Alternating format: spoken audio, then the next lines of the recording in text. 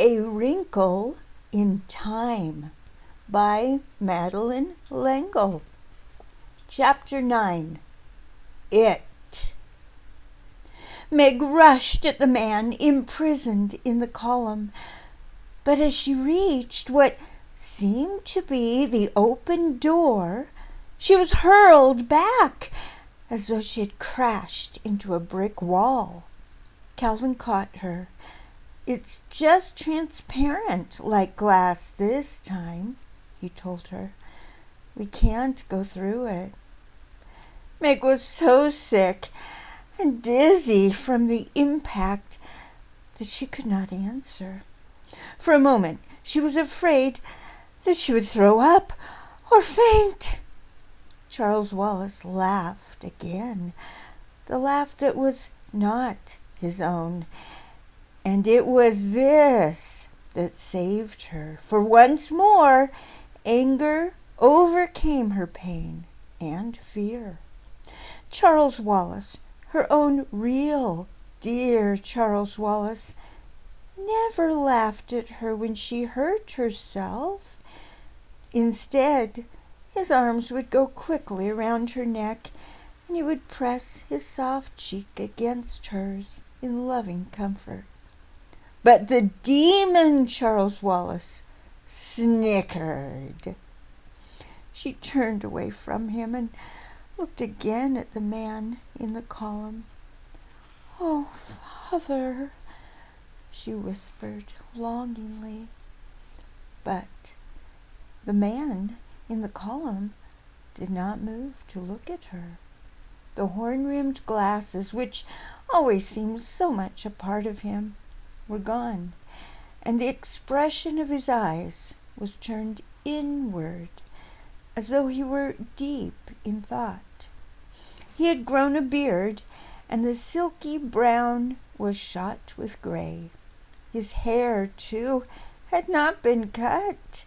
It wasn't just the overlong hair of the man in the snapshot at Cape Canaveral. It was pushed back from his high forehead and fell softly almost to his shoulders, so that he looked like someone in another century or a shipwrecked sailor. But there was no question, despite the change in him, that he was her father, her own beloved father. "My, he looks a mess, doesn't he?" Charles Wallace said, and sniggered. Meg swung on him with sick rage.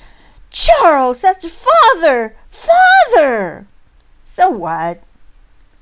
Meg turned away from him and held out her arms to the man in the column.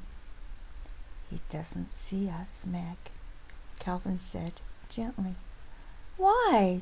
Why?" "I think it's sort of like those little peepholes they have in apartments in the front doors," Calvin explained. "You know, from inside you can look through and see everything, and from outside you can't see anything at all. We can see him, but he can't see us." "Charles," Meg pleaded, "let me in to Father." "Why?" Charles asked placidly. Meg remembered that when they were in the room with the man with red eyes, she had knocked Charles Wallace back into himself when she tackled him, and his head cracked the floor. So she hurled herself at him. But before she could reach him, his fist shot out and punched her hard in the stomach. She gasped for breath. Sickly, she turned away from her brother, back to the transparent wall. There was the cell. There was the column with her father inside. Although she could see him, although she was almost close enough to touch him, he seemed farther away than he had been when she had pointed him out to Calvin in the picture on the piano. He stood there quietly, as though frozen in a column of ice, an expression of suffering and endurance on his face that pierced into her heart like an arrow. "You say you want to help Father?" Charles Wallace's voice came from behind her with no emotion whatever. "Yes, don't you?" Meg demanded, swinging around and glaring at him. "But of course, that is why we are here." "Then what do we do?" Meg tried to keep the franticness out of her voice, trying to sound as drained of feeling as Charles, but nevertheless ending on a squeak. "You must do as I have done and go into it," Charles said. "No. I can see you don't really want to save Father."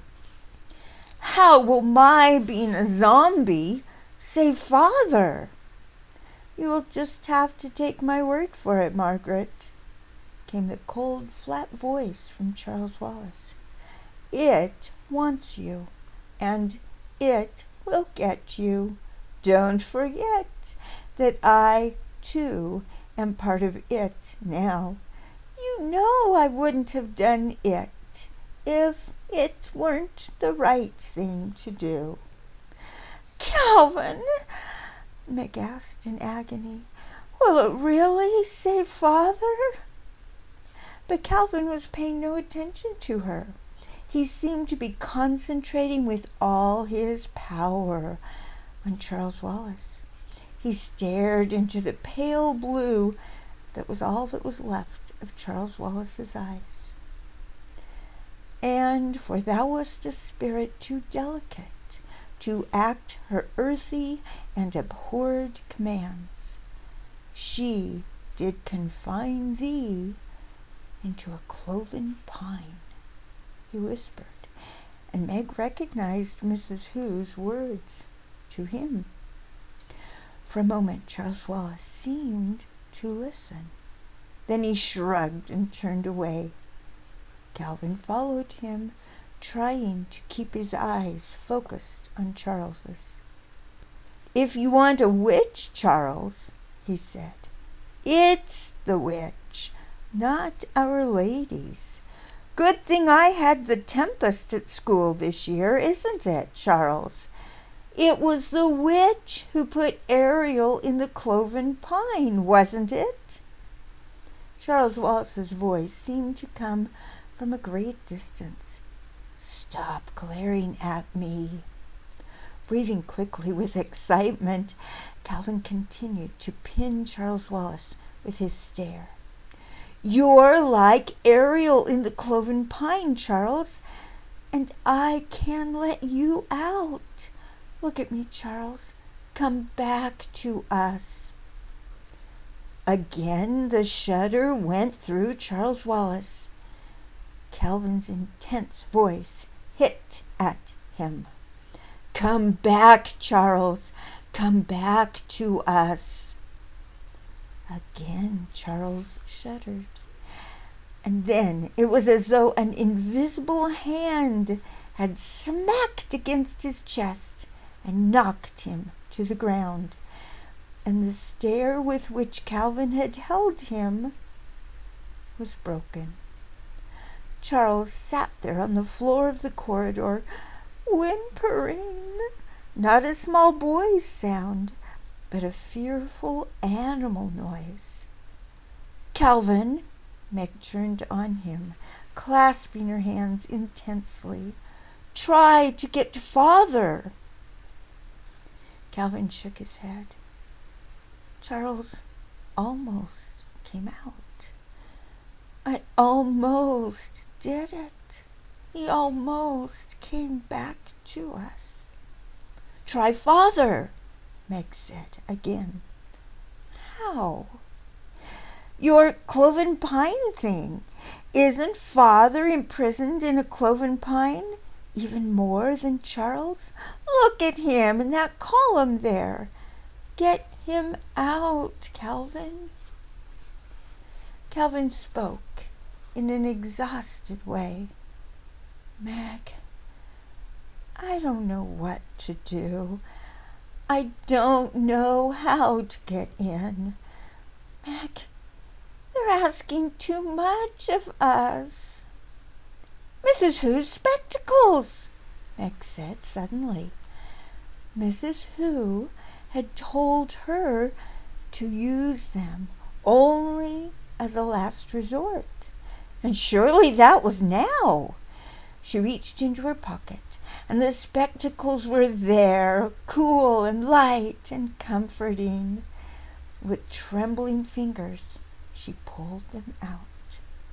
"Give me those spectacles!" Charles Wallace's voice came in a harsh command, and he scrambled up off the floor and ran at her.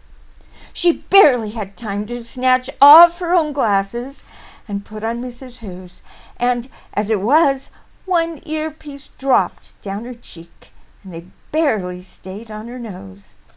As Charles Wallace lunged at her, she flung herself against the transparent door, and she was through it.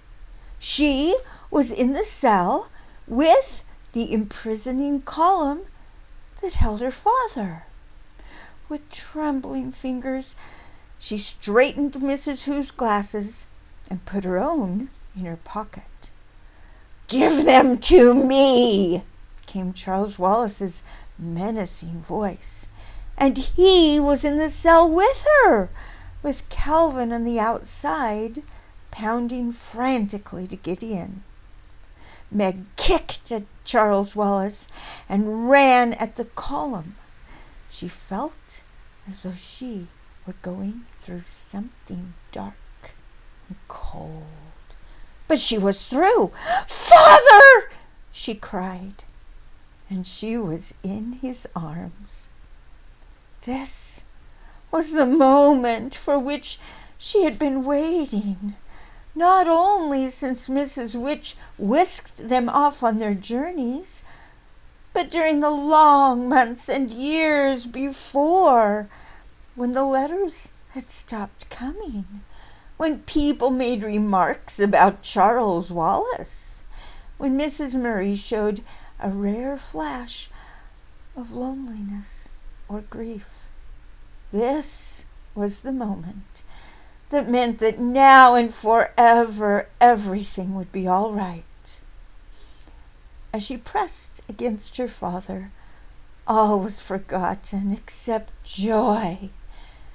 There was only the peace and comfort of leaning against him, the wonder of the protecting circle of his arms, the feeling of complete reassurance and safety that his presence always gave her. Her voice broke on a happy sob. "Oh, Father! Oh, Father!" "Meg!" he cried in glad surprise. "Meg, what are you doing here? Where's your mother? Where are the boys?" She looked out of the column, and there was Charles Wallace in the cell, an alien expression distorting his face. She turned back to her father. There was no more time for greeting, for joy, for explanations. "We have to go to Charles Wallace," she said, her words tense. "Quickly!" Her father's hands were moving gropingly over her face, and as she felt the touch of his strong, gentle fingers, she realized with a flooding of horror that she could see him, that she could see Charles in the cell and Calvin in the corridor, but her father could not see them, could not see her. She looked at him in panic, but his eyes were the same steady blue that she remembered. She moved her hand brusquely across his line of vision, but he did not blink. "Father!" she cried. "Father, can't you see me?" His arms went around her again in a comforting, reassuring gesture. "No, Meg." "But, Father, I can see you."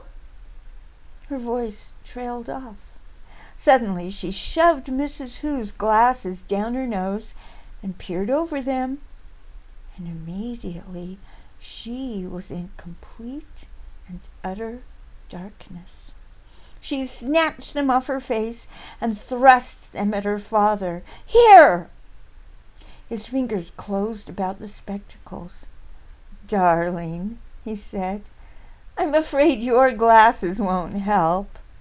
"But they're Mrs. Who's. They aren't mine," she explained, not realizing that her words would sound like gibberish to him. "Please try them, Father. Please." She waited while she felt him fumbling in the dark. "Can you see now?" she asked.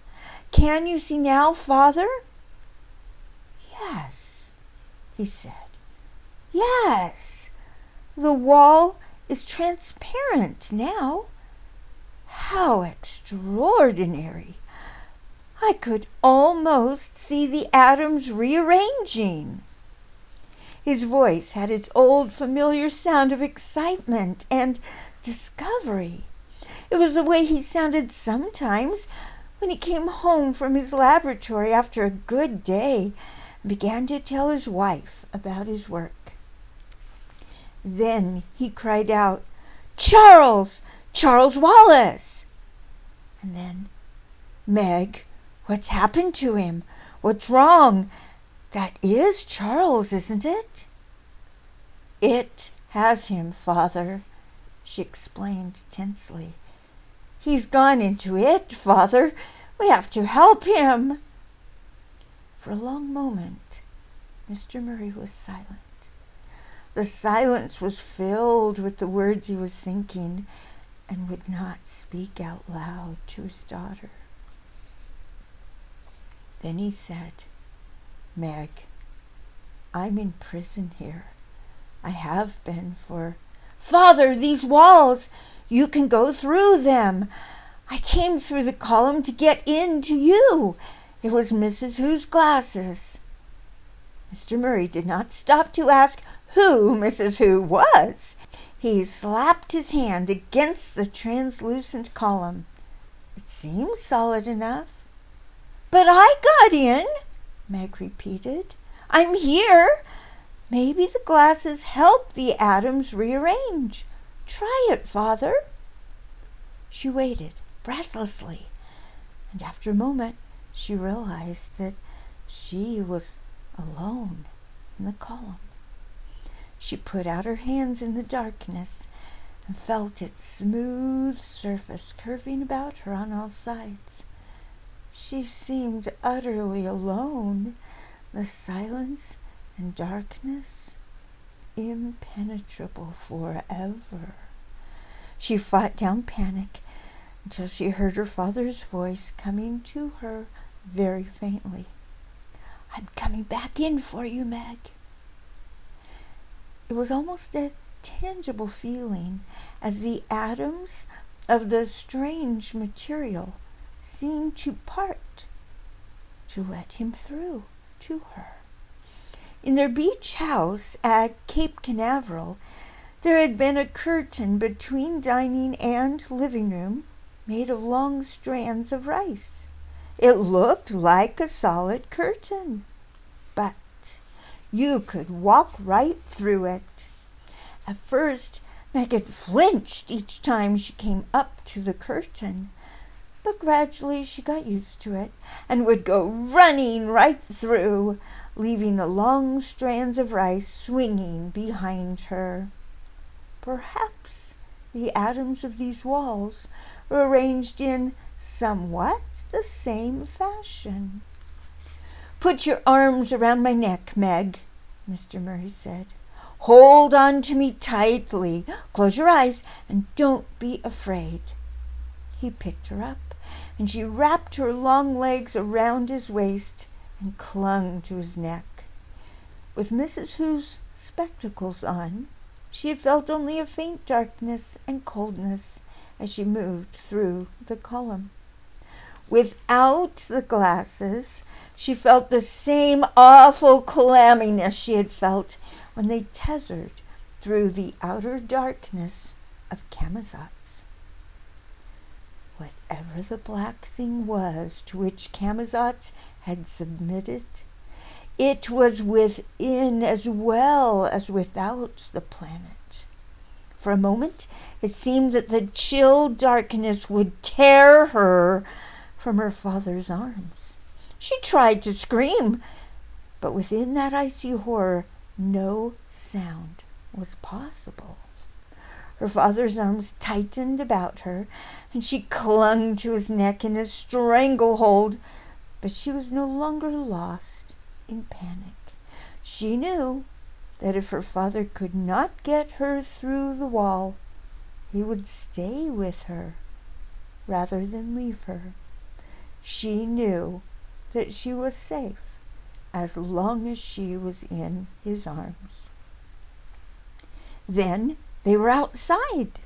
The column rose up in the middle of the room, crystal clear and empty.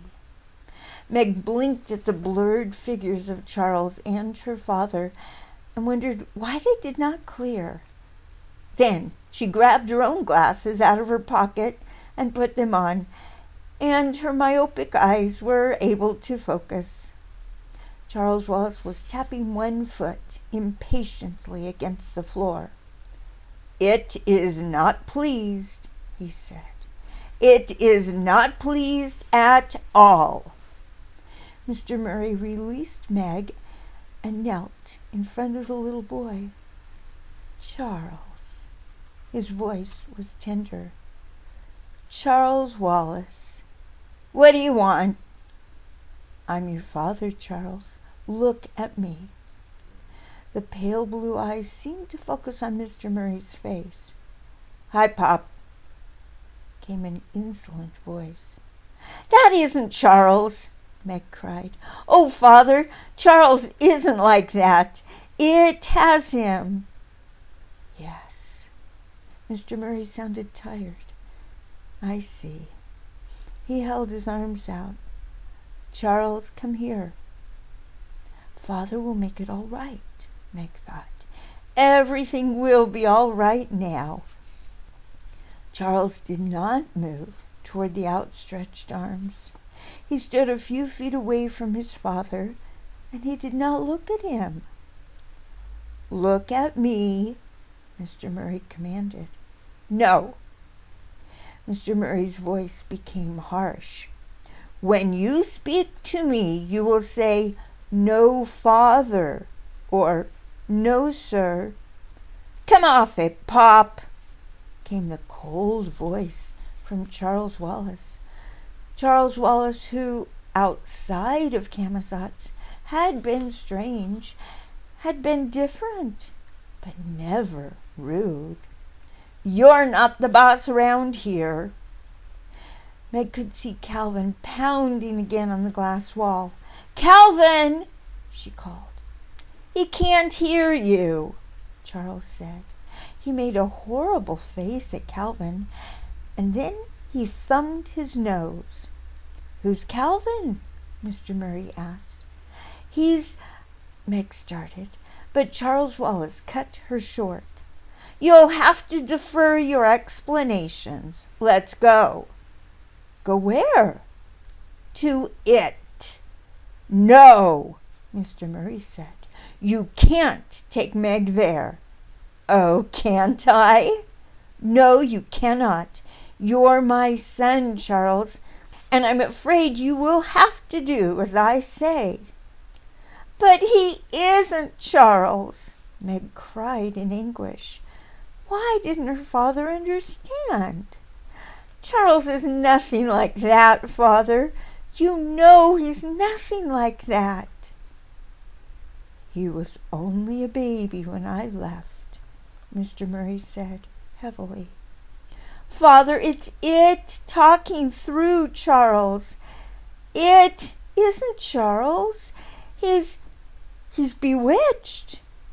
"Fairy tales again," Charles said. "You know it, Father?" Meg asked. "Yes." "Have you seen it?" "Yes, Meg." Again his voice sounded exhausted. "Yes, I have." He turned to Charles. "You know she wouldn't be able to hold out."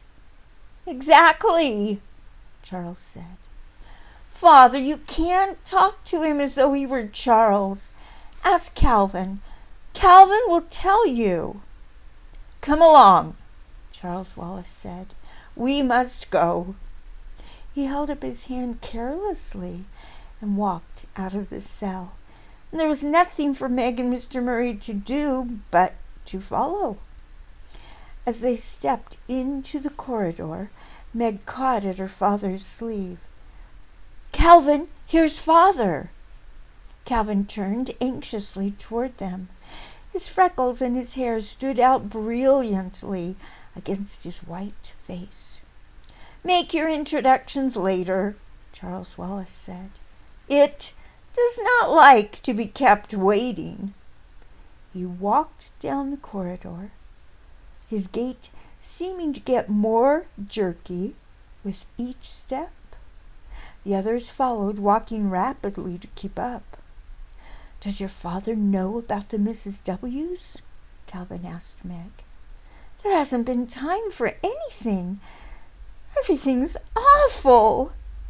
Despair settled like a stone in the pit of Meg's stomach. She had been so certain that the moment she found her father, everything would be all right. Everything would be settled. All the problems would be taken out of her hands. She would no longer be responsible for anything. And instead of this happy and expected outcome, they seemed to be encountering all kinds of new troubles. "He doesn't understand about Charles," she whispered to Calvin, looking unhappily at her father's back as he walked behind the little boy. "Where are we going?" Calvin asked. "To it." "Calvin, I don't want to go. I can't." She stopped, but Charles continued his jerky pace. "We can't leave Charles," Calvin said. "They wouldn't like it." "Who wouldn't?" "Mrs. What's-it and company." "But they've betrayed us. They brought us here to this terrible place and abandoned us." Calvin looked at her in surprise. "You sit down and give up if you like," he said. "I'm sticking with Charles." He ran to keep up with Charles Wallace and Mr. Murray. "I didn't mean—" Meg started and pounded after them. Just as she caught up with them, Charles Wallace stopped and raised his hand. And there was the elevator again, its yellow light sinister. Meg felt her stomach jerk as the swift descent began. They were silent until the motion stopped, silent as they followed Charles Wallace through long corridors and out into the street. The CENTRAL Central Intelligence Building loomed up, stark and angular, behind them. "Do something," Meg implored her father silently. "Do something. Help. Save us." They turned a corner, and at the end of the street was a strange dome-like building. Its walls glowed with a flicker of violet flame. Its silvery roof pulsed with ominous light. The light was neither warm nor cold, but it seemed to reach out and touch them. This Meg was sure, must be where it was waiting for them. They moved down the street more slowly now, and as they came closer to the domed building, the violet flickering seemed to reach out, to envelop them, to suck them in. They were inside. Meg could feel a rhythmical pulsing.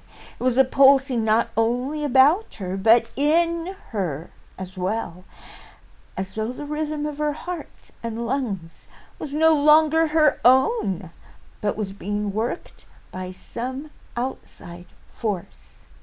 The closest she had come to the feeling before was when she had been practicing artificial respiration with Girl Scouts, and the leader, an immensely powerful woman, had been working on Meg, intoning, "Out goes the bad air, in comes the good," while her heavy hands pressed, released, pressed, released.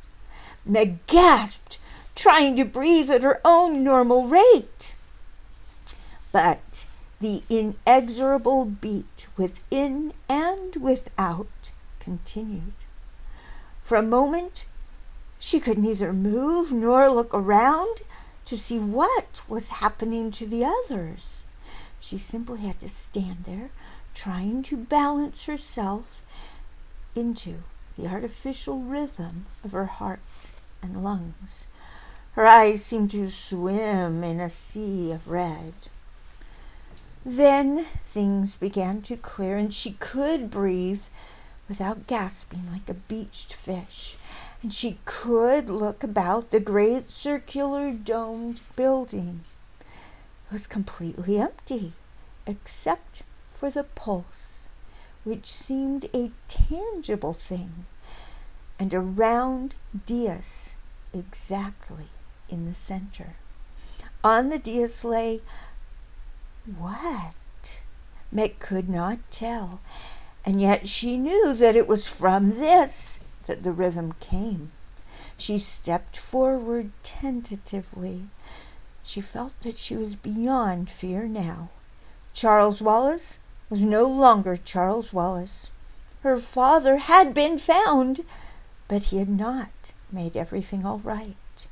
Instead, everything was worse than ever, and her adored father was bearded and thin and white, and not omnipotent after all.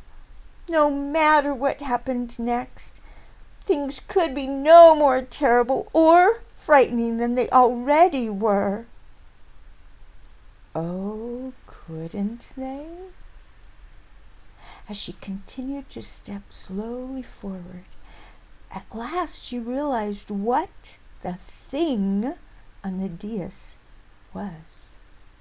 It was a brain, a disembodied brain, an oversized brain, just enough larger than normal to be completely revolting and terrifying.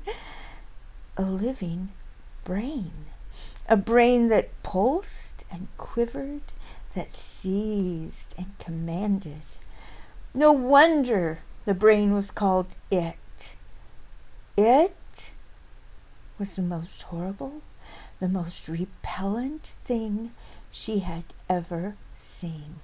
Far more nauseating than anything she had ever imagined with her conscious mind, or that had ever tormented her in her most terrible nightmares. But as she had felt she was beyond fear, so now she was beyond screaming. She looked at Charles Wallace, and he stood there, turned toward It, his jaw hanging slightly loose, and his vacant blue eyes slowly twirled. Oh, yes, things could always be worse. These twirling eyes within Charles Wallace's soft, round face, made Meg icy cold inside and out. She looked away from Charles Wallace and at her father. Her father stood there with Mrs. Who's glasses still perched on his nose. Did he remember that he had them on?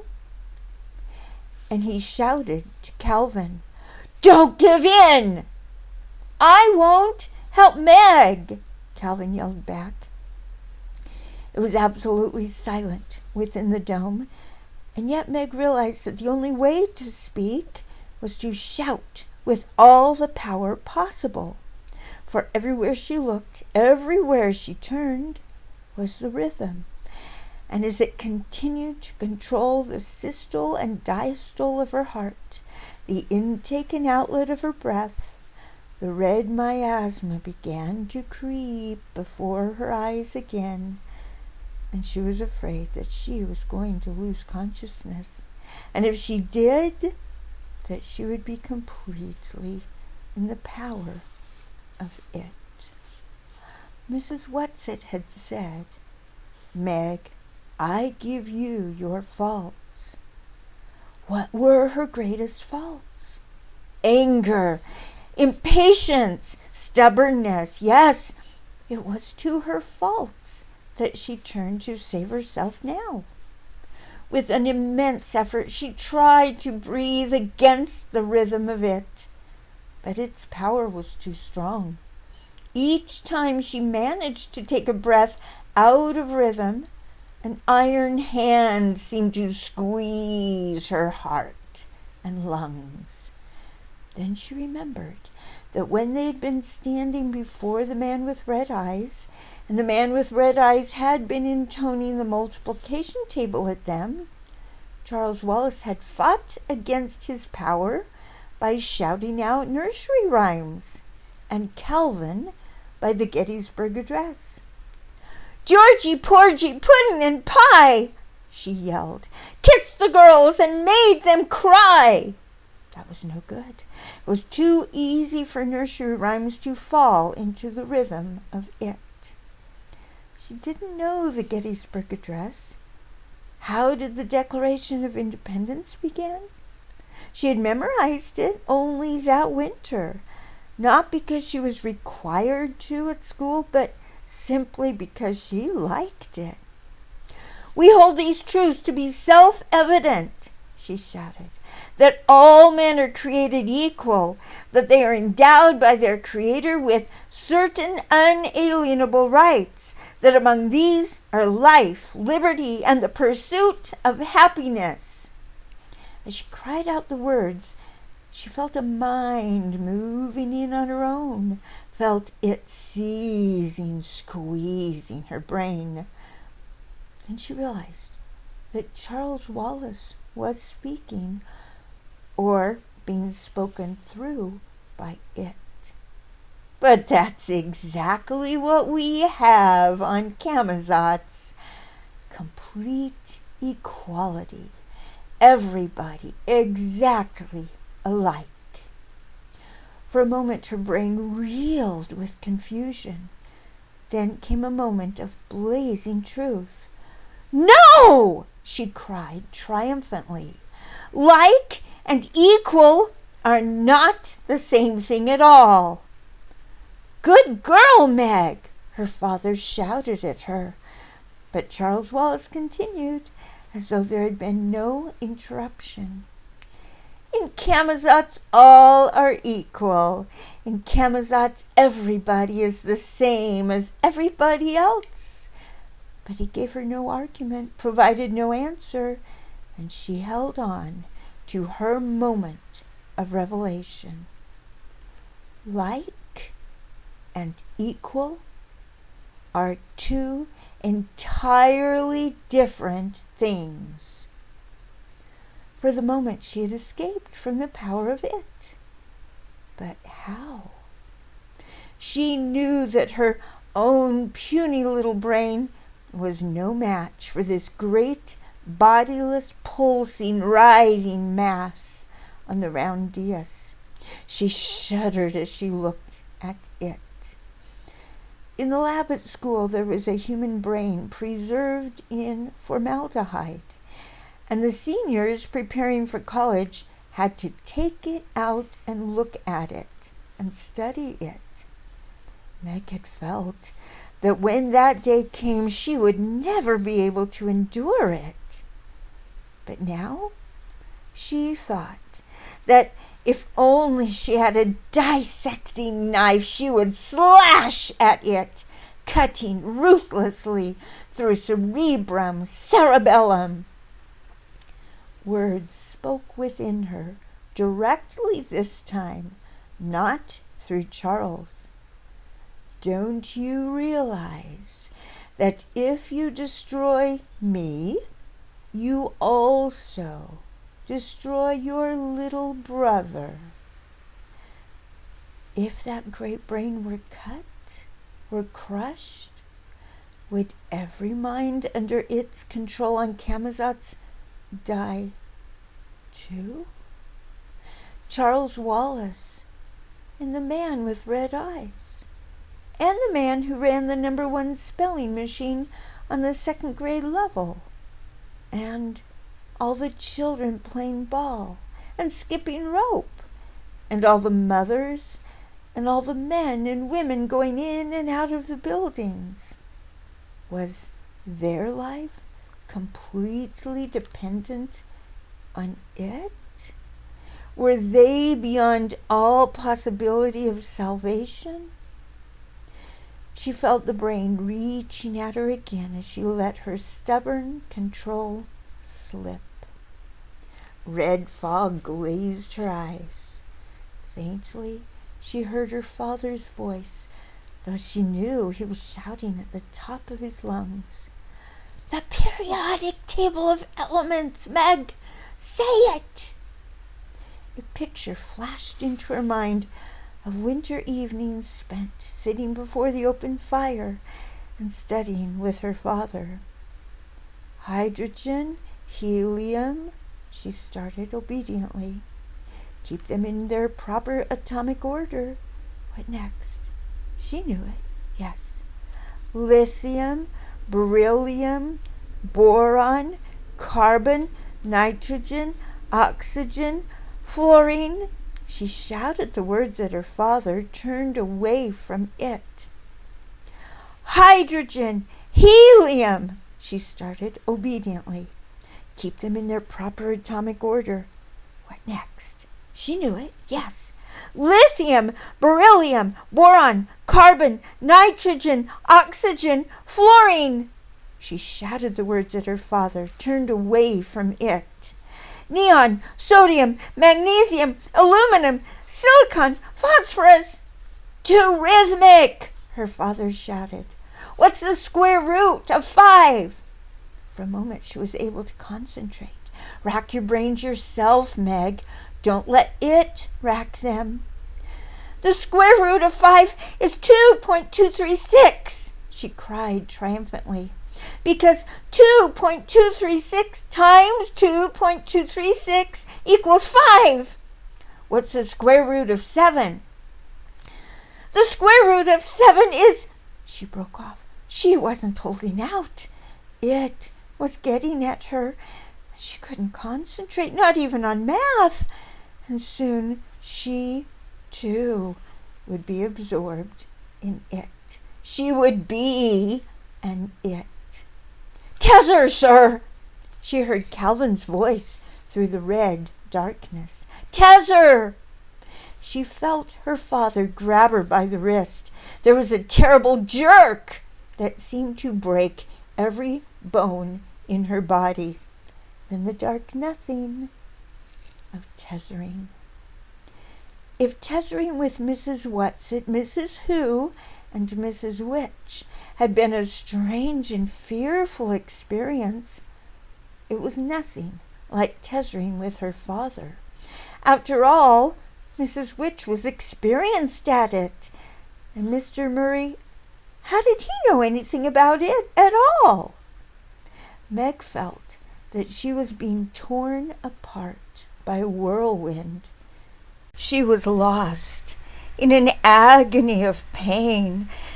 that finally dissolved into the darkness of complete unconsciousness.